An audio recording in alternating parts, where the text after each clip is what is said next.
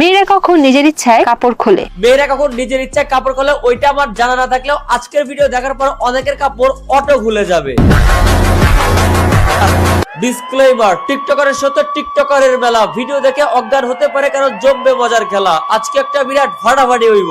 আজ একটা বিরাট ফাটাফাটি হইব। রোস্টার নাকি উপস্থাপিকা এতদিন মনে ছিল ডাউট, এতদিন পর কনফিউশন দূর হলো, এখন দেখি পুরাই একটা টাউট। কেন এগুলো জিজ্ঞেস করতেছো? তোমাদের ভিউ বাড়ানোর জন্য? গাঁজা খেয়ে নেশা না করলেও ভিউ বাড়ানো তার নেশা, হোস্টের নামে রোস্ট করে পেট চালায়, এইটাই তার পেশা। দুই ঠ্যাং ছড়াইয়া মাঝে দিল ভরিয়া, আপন কাজ করিয়া ওর পরে দায় ছাড়িয়া। বল, হোস্টের নামে তাদের হাতে থাকে বেগুন গাজর শশা, ব্রেড নামক তাদের কিছু না থাকলেও আজকে রোস্ট হবে খাসা। যারা পচার তারা পচে যায়, আমি তো প্রশ্ন করি। প্রশ্নের সাথে তোমার হাতে কেন থাকবে বেগুন, এর জন্যই আজকে তোমাকে রোস্ট হইতে হবে, পেছনে জ্বালাইছি আগুন।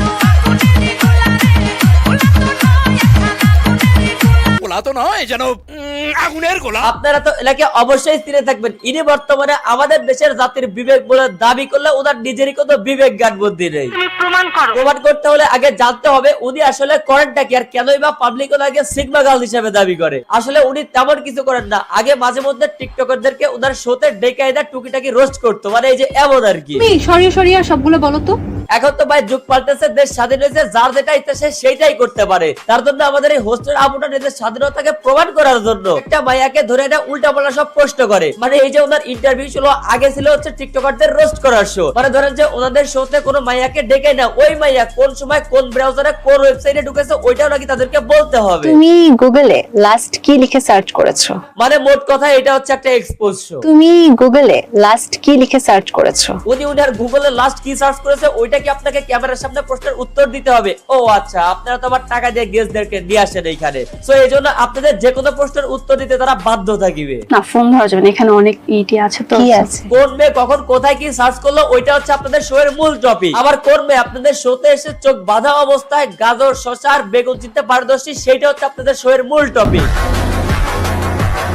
যদি বল এইগুলো হয় আপনার শো এর একমাত্র কাজ, তাহলে আপনি চলে যান আমেরিকায়, যেথায় নাই লাল। হোস্টেল নামে যে নোংরামি গুলা করতেছো এই জন্য নাই কপালে কোনো চিন্তার ভাঁজ, কিন্তু তোমাকে নিয়ে ভিডিও বানানোর কারণে অনেকগুলো কথা শুনতে হবে আমাকে। আজ কি এর শো, কি এর ইন্টারভিউ, এটা তো গোপন তথ্য ফাঁস করার শো। কবে দিনে আমাদের এই হোস্ট আবার গোপন তথ্য ভাইরাল হয়ে যায়।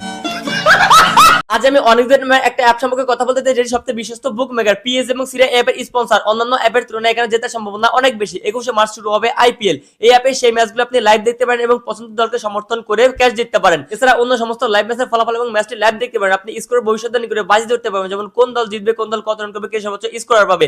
বিএমডব্লিউ গাড়ি, আইফোন, ল্যাপটপ সহ আরো অনেক কিছুর মতো নগদ পুরস্কার জেতার সুযোগ রয়েছে। এখানে ক্র্যাশ গেম রয়েছে, প্লেন যত উপরের দিকে যাবে আপনি তত বেশি টাকা পাবেন। বিভিন্ন ধরনের গেম রয়েছে এছাড়া, যা আপনি কিছু বেছে নিতে পারেন। রেজিস্ট্রেশন করার সময় আমাদের অ্যাপ প্রচার কোড কিবরিয়াথন ব্যবহার করলে প্রথম জমাতে পেয়ে যাবেন 12,000 টাকা পর্যন্ত বোনাস এবং ফ্রি স্পিন। আপনি সহজে পেটিএম, ব্যাংক, বিকাশ, নগদ, রকেট এবং অন্যান্য সহজ পদ্ধতির মাধ্যমে আপনি জেতা টাকা তুলতে পারেন। আমি অনেক জায়গায় এটি ব্যবহার করে চাইলে কিন্তু আপনি ব্যবহার করতে পারেন। তাহলে আর দেরি কিসে, এখন গুগলে জানার OneXBet লিখে সার্চ করুন আর প্রথম লিখে ক্লিক করুন আর রেজিস্ট্রেশন করার সময় আমাদের প্রোমো কোড কিবরিয়াথন ব্যবহার করুন এবং বোনাস পাবেন। মেয়েরা কখন নিজের ইচ্ছায় কাপড় খোলে? বিয়ের পর।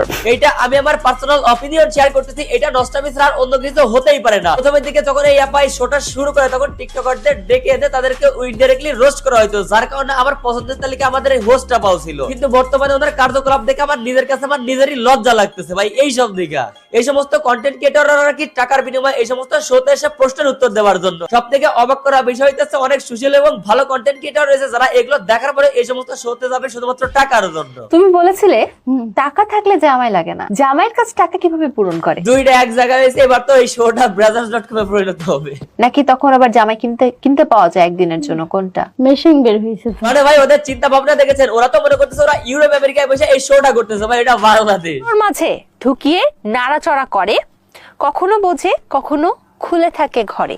ওর প্রশ্ন শোনার পরে দেশে যে সমস্ত সুশীল ক্রিয়েটর রয়েছে তাদের অবস্থা লাফি দিয়া নেটওয়ার্কের বাইরে হালাই দিব তোরে। তুমি খেলাধুলা পছন্দ করো? হ্যাঁ, অনেক পছন্দ করি। কি ধরনের খেলাধুলা পছন্দ? সব ধরনের। তুমি ছোটবেলা থেকে এই সব খেলাতে চ্যাম্পিয়ন।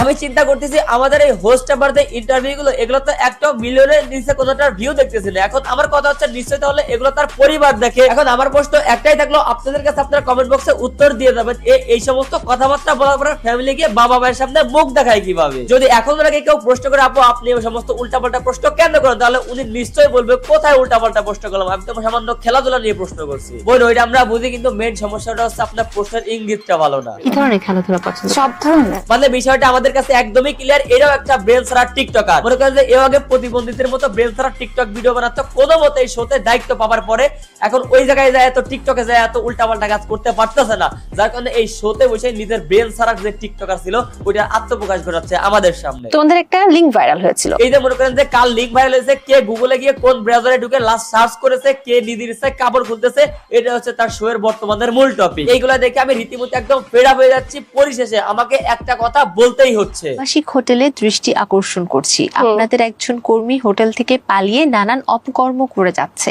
এর কারণে জনসাধারণের ঈমান নষ্ট হচ্ছে। আপনারা তাড়াতাড়ি আপনাদের কর্মীদের নিয়ে গিয়ে রেখে দিন। হ্যাঁ আমিও এটাই বলতে চাচ্ছিলাম, প্লিজ হোটেল মালিক ভাইরা এই কাজটা আপনারা করেন।